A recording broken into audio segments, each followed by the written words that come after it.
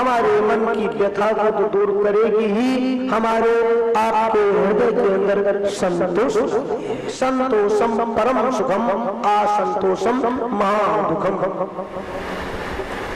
तो जब बच्चे लड़के की शादी विवाह में जाते हैं तो बड़े खास खास आदमी को निमंत्रण करते हैं, एकदम से सबको कहते ही नहीं है। ये भोले बाबा के विवाह में जितने भूत हैं, प्रेत हैं, यक्ष हैं, किन्नर हैं, इस सब वहां से चलने को व्याकुल हो रहे हैं, जिनका स्वरूप बड़ा ही भयंकर है। बाबा गोस्वामी जी ने कहा है कि को मुखहीन विपुल मुख का हो, किसी की तो एक भी मुख नहीं है और किसी के हजारों, किसी का शरीर बहुत मोटा तगड़ा है तो कोई बिल्कुल पतला सा, किसी की एक भी आंखें नहीं है तो किसी की हजारों आंखें। ये विचित्र स्वरूप क्यों बना रहे हैं, क्यों जा रहे हैं? देखो, हम आप किसी चीज का निरीक्षण करने चले हैं तो सबसे पहले अपने अंदर देखना चाहिए। भोले बाबा अपने को ऐसा बना रखे हैं कि सारे अवगुण मानो हमारे अंदर ही विराजमान, जो पूरे ब्रह्मांड के कल्याण दाता हैं। वो आगे एक बूढ़े बैल के ऊपर बैठ करके प्रस्थान कर रहे हैं, चल रहे हैं अपनी ही ससुराल की तरफ। हर प्राणी ससुराल में जाता है तो बड़ा प्रसन्न होता है। भोले बाबा जिस बैल पर बैठे हैं, बैल का मुख आगे है लेकिन वो मुख अपना पीछे कर रखे हैं, पीछे देख रहे हैं, पीठ उधर की तरफ। क्यों? कोई हम कार्य करें तो जितना आगे दृष्टि रखें उससे कई गुना पीछे दृष्टि रखना चाहिए, उस कार्य का परिणाम क्या होगा। जैसे दूल्हा है वैसे भगवान भोलेनाथ की बराती भी तैयार है। और भोलेनाथ विवाह की कथा आज इंडिया, आज पूरे संसार में सबको मालूम है, ज्यादा कहने की जरूरत नहीं। बाबा गोस्वामी जी के शब्दों में बोलते हम लोग चले। जैसे दूल्हा तैसे बनी है बरात, जैसे दूल्हा तैसे बनी बरात, जैसे दूल्हा बनी है बरात, जैसे दूल्हा बनी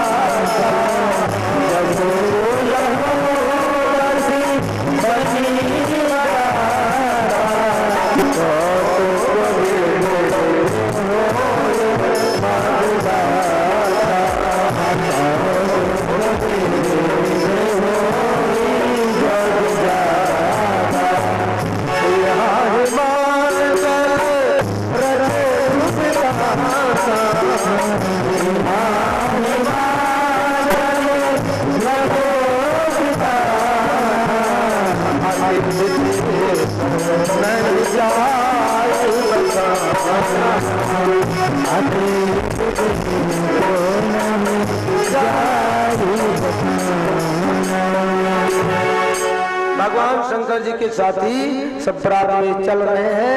उधर जिसके घर में जा रहे हैं वो भी तो तैयारी कर रहे हैं कि भोले बाबा के बड़े गण हैं तो इनकी खाने पीने की व्यवस्था ऐसी करो कि कोई वस्तु की कमी ना पड़े। जितने नदी तालाब, जितने पहाड़ हैं सबको निमंत्रण दिया गया है, जितने पर्वत हैं सब आमंत्रित हुए हैं। तो जब इतने इनके निमंत्रण वाले नेताजीर आ रहे हैं तो इन्हें सब चीज की व्यवस्था उसी के अनुरूप करना पड़ा। 5 नदियों को आदेश दिया गया कि तुम इस नदी में चीनी डाल दो। शरबत बनाने के लिए बर्तन मिलना इकट्ठा नहीं हो पाएगा। उन नदियों में चीनी डाली गई और जो कल का वृक्ष है इसकी मथानी बना के और शरबत बना के ठंडा तैयार किया गया है। हम आप ठंडी वस्तु का सेवन करते हैं तो मन में थोड़ा शांति आती है। और भोले बाबा के साथियों को पिलाने के लिए राजा हिमांचल पहले शीतलता का व्यवस्था बनाए रहे हैं। बन सागर सब नदी तलावा, नदी तलावा,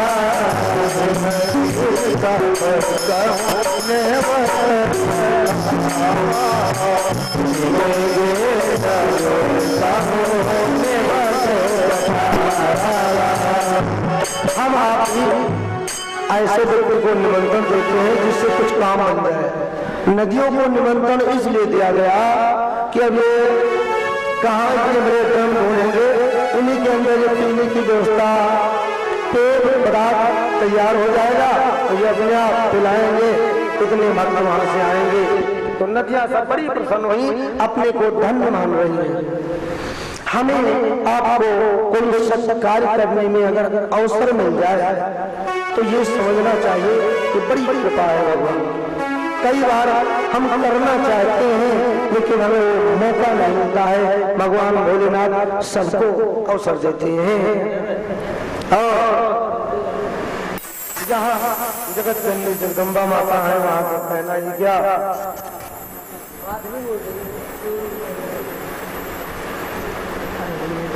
इस प्रकार भगवान भोलेनाथ धीरे धीरे वहां पहुंच रहे हैं। रिद्धि सिद्धि सुख संपत्ति वहां पर विराजमान है। वहां शिव जी पहुंच करके नगर के निकट जब पहुंचते हैं, भगवान भोलेनाथ के साथ में जितने भी गण हैं, देवता हैं, सब अलग अलग चले। तो पहले पहुंचे विष्णु भगवान। इनकी वाहन को गरुड़ पर बैठ कर गए। इतना तेज चलते हैं गरुड़ का चाल मन के बराबर कहा गया है। हमारा मन जैसे पहुंचता है ऐसे गरुड़ पहुंचाते हैं। इसलिए एक बार गरुड़ को घमंड हो गया था कि हम इनको इतना तेज लेके पहुंचाते हैं सब जगह, अगर मैं नहीं होता तो भगवान कैसे पहुंचते। इसलिए इनका भी मन की जो अभिमान को भगवान ने दूर किया था। कहा कि हमारा एक भक्त फला स्थान पर है, आप जाके देख जाओ कि वो सच तो है। इधर हनुमान जी जब भगवान राम आए हैं संसार में, जब ही ये भी आए हैं। पहले वहां से घूम के आ गए और ये देव में आए। हनुमान जी ने सारा समाचार बता दिया। फिर गरुड़ जी आए, बतलाने लगे, बोले सब समाचार में मिल चुका। किसने दिया आपको समाचार? बोले छोटा सा जो बानर बैठा है इसने बताया। मैं इतनी तीव्र गति से गया, अब आया हूँ, पहले आके बताया। हमारी से बहुत बड़े बड़े विख्यात संसार में पड़े हैं, हम अपने को कभी ज्यादा उच्च ना समझें, हमारे मन में किसी प्रकार का अहम भावना ना है। ये भावना कथा हमको शिक्षा देती है। नगर के निकट में जब बराती आ जाती है तो जितने बालक हैं गांव के वो सब पहले देखने आए। बच्चे पहले आते हैं, बच्चों का सम्मान करना चाहिए। बालक ने जैसे देखा ऐसा भयंकर स्वरूप और देख करके बिडर चले, वहां हम सब भागे, वहां से भगे और अपना जान ले करके और कांपते हारते हुए अपने घर पहुंचे। उनकी गति का कहते हैं बड़ी ही विचित्र है। डर के मारे हाल बताने लगे। कोई किसी का भेद हाल या उसके बारे में समझना हो तो आपका बच्चा उनके घर में जाता होगा तो आपकी सारा भेद वहां बताएगा। रोज अगर किसी के घर जाता है, पढ़ने जाता है, खेलने जाता है। शंकर भगवान के इधर जितनी तैयारी थी सारी व्यवस्था राजा हिमांचल के यहाँ बच्चों ने बताया। कुछ बच्चे कांप ही रहे थे डर के मारे। माताओं ने समझाया और बड़े धीरज से उनसे पूछा। जब बच्चों ने बताया उस बात को सुनकर के मैना जी बड़ी दुखी हुई कि ये क्या बात कह रहे हो, अगर ऐसी बात है फिर तो बड़ा मुश्किल हो जाएगा। मैं नारद का बिगाड़ा, मैंने नारद का क्या बिगाड़ा था, किस पागलपंथी ने हमें फंसा दिया। ऐसा ऐसा विचार करने लगी और दुखी होने लगी। बहुत चिंतित हुई। कहा जाता है कि हम जो कोई अच्छे कार्य, अच्छे परिवार या अच्छे रिश्तेदार में संयोग होता है तो कई बार उसमें छोटी मोटी त्रुटियां भी होती हैं। एकदम से पूर्ण रूप से सही तो मिलता नहीं है, लेकिन भगवान से पूर्ण रूप से मंगलदायक है, मंगलकारी है, सत्य है, ईश्वर है। तो माताएं उन्हें समझाया और कहती हैं पार्वती जी अपनी माता से कि तुम क्यों चिंतित होती हो, जो हमारे लीलार में हमारे भाग्य में लिखा है, तो हम कहीं भी जाऊंगी हमें वैसा ही पति मिलेगा। इतना तो मक्का को पूछ रही हो तुम संग में कहीं अंडा माँ के ग्रंथ जन ले कलंका। क्यों कलंक अपने सिर पे लगा रहे हैं? हम शिव जी ऐसे हैं, किसी को बुरा कहना ठीक नहीं होता है। माता जी को भगवती जी समझा रहे हैं, जगदम्बा का सुना रहे हैं।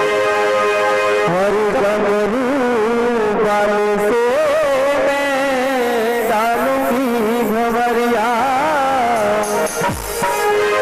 हो मैंने लीला है बर, हो इनकार न कर महाकवि दे हाथ दे। डमरू वाले से मैं डालूंगी भंवरिया, डमरू वाले से मैं डालूंगी भंवरिया, मैंने लीला है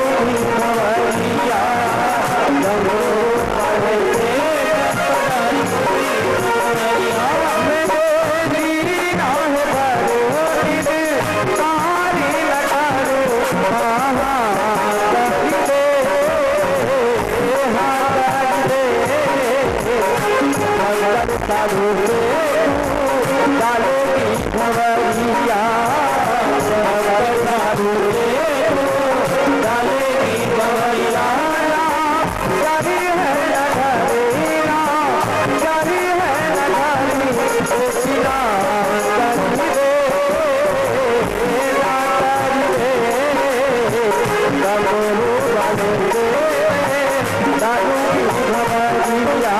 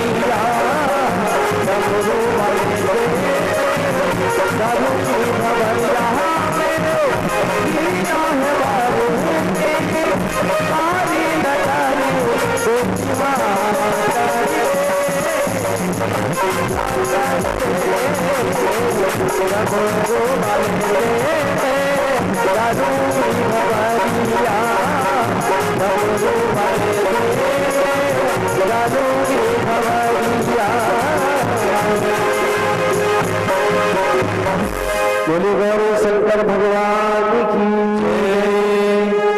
इस प्रकार जो है भगवती परंपरा का जो है पाणिग्रहण प्रक्रिया कैसे समापन होती है, हम आप जानते हैं। जब भगवान की विशेष कृपा होती है तभी कन्या के अनुरूप वर प्राप्त होता है। कन्या और वर के ये जो बंधन है ये पहले से निर्मित होते हैं।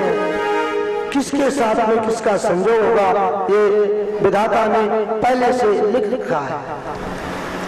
यह व्यवस्था देख करके बहुत अकुलाई घबराई माँ, लेकिन मुनियों ने, महात्माओं ने, देवश्री नारद जी, सप्तऋषियों ने बहुत समझाया बुझाया कि भोले बाबा बहुत ही पवित्र है, इनकी अद्भुत स्वरूप है, आप चिंता मत करें और प्रसन्न मन से संकल्प कीजिए और बहुत ही सुखपूर्वक तुम्हारी कन्या रहेगी। ये साक्षात परम ब्रह्म परमेश्वर है, स्वयं नारायण है और स्वयं शिव है। इस प्रकार जब समझाया गया है फिर इसी प्रकार दिल में ढांढस आई है। अपने से श्रेष्ठ महापुरुष कोई बात हमें आपको कहे उसको मान लेना चाहिए। और जैसे उन्होंने हाँ किया है तो सिर्फ भगवान शिव अपने स्वरूप को बदल दिया। ऐसा कनक स्वर्ण से उनका विशाल चेहरा देख करके और विशाल स्वरूप देख करके सुंदर सब नर नारी सब प्राणी भगवान शिव को नमन करते हैं, प्रणाम करते हैं। ऐसे बोले बाबा को बोलो शंकर भगवान विवाह की जितनी रीति होती है उस रीति के अनुसार महामुनियों ने विवाह का पूरा प्रक्रिया करवाया है। जिस समय कन्या को मंडप में लाया गया है बहनों, वो स्थान बड़ा ही पावन और पवित्र है। हमारे कुछ महात्माओं ने ऐसा कहा है कि विवाह होने के पूर्व कुछ जल पान इनकी जो भी नदी में शरबत डला है वो भी तो कोई पिया ही नहीं, उसकी व्यवस्था पहले सुन लिया जाए। उसका क्या हुआ? बाराती के देखे और नदियों का जल कहाँ गया? थोड़ा बहुत दिया गया, पिए उसमें सब चला तो पेट भर गया। एक नदी का थोड़ा सा जल खत्म हुआ। उसके बाद में कुछ भोजन की व्यवस्था की गई। भोजन का इतना भंडार रहा जो कहने में नहीं। और आजकल भी मकजम बहुत अल्पाहारी होते हैं, थोड़ा थोड़ा भोजन ग्रहण किए, सबके पेट भर गए, सबको अंदर से पूर्ति हुई। राजा हेमांचल ने सोचा कि मैंने तो अच्छा रिश्तेदारी पकड़ा, अब ये सब हमारे व्यंजन पकवान कहाँ जाएंगे? चलो एक बार इनसे शिकायत तो करो कि बराती भी तुम्हें नहीं मिले क्या? बराती अगर हमारी आपके परिचय में हो तो कम से कम अच्छे बराती लेकर जाना चाहिए, जो खूब तसल्ली से खिलाएं, भोजन कराएं, और भोजन करने से जो तृप्ति होती है उससे आशीर्वाद प्राप्त होता है। देखो 3 जगह आशीर्वाद बहुत ही पावरफुल माना गया है। आपके घर में कोई आए, आप उसको जल जलाओ, भोजन कराओ, और जब वो तृप्त हो जाए उस समय उसको आप पैर छूते हो या प्रणाम करते हो तो आशीर्वाद देगा तो फलता। सत्संग हो रहा हो, कथा हो रहा हो, भगवान शिव जी की पूजा हो रही हो और पूजन करके वो महात्मा जी आए हैं और तुरंत हम उनको प्रणाम करें, जो वाणी बोल देंगे वो सत्य होगी। प्रातः काल उठते ही किसी संत से महात्मा से में आशीर्वाद प्राप्त हो गया, उसका शीघ्र फल मिलता है। तो ये संत तृप्त हुए, आशीर्वाद दिए, लेकिन हेमान को शांति नहीं मिली। और ये सब नदी तालाब हमारे भरे पड़े हैं, ये कहाँ जाए? इनका अपमान किया जाए तो ठीक नहीं। कई बार कहा तो भगवान शंकर जी ने कहा कि हमारे दो चले भी अलग ही बैठे हैं, बिल्कुल भूखे। उन्होंने सोचा कि तुम्हारी सब व्यवस्था सब निमट जाए तब इनको भेजो, हम दिखाओ कौन से चेला हैं। नवग्रह मंडल में आप सबको जानते हो, सूर्य नारायण इनका रथ है, वो 7 घोड़े हैं और पूरे ब्रह्मांड में जब घूमते हैं 1 महीना लगता है। और चंद्रमा पूरे संसार में भ्रमण करते हैं तो 2.5 दिन में आ जाते हैं। मंगल 6 महीने, बुध 7 महीने और बृहस्पति 1 साल पे, शुक्र देवता, शनि देवता 1.5 साल और 2.5 साल तक चक्र लगाते हैं, राहु केतु लगाते हैं 1.5 वर्ष। लेकिन शुक्र है और शनि इनकी चाल तो धीमी है लेकिन भोजन इनका बड़ा हाई फाई है। बोले इनको ले जाओ आप। 2 बच्चे थे, बिल्कुल इनको बताया नहीं गया कि शुक्र और शनि है, नहीं तो वो ले ही नहीं जाते। देखने में से बच्चे से लग रहे थे, बोले ये क्या खाएंगे, आप ले जाओ इनको। वहां ले गए और बैठा दिए। बोले पहले पानी पिलाओ। पानी वहां से लाए, देने लगे, जो दे पी जाए, जो डाले पी जाए। 2-4 बाल्टी 10 बाल्टी पिलाते पिलाते थक गए तो पंपिंग सेट लगा दिया गया, पैप इनके मुख में डाल दिया गया और वहां बटन दबाए और वो पानी एकदम से सर आ रहा है। तो सारा जल पीते पीते इन्हें प्रकार में नहीं आया। बोले अब भूख बहुत तेज लगी है, भोजन लाओ। शुक्र और शनि देव के सामने बैठकर भोजन नहीं करना चाहिए। पेट आपका भर जाएगा लेकिन क्षुधा शांत नहीं होगी। देखो कुछ कथाएं दूसरे अन्य पुराणों में भी कही गई हैं।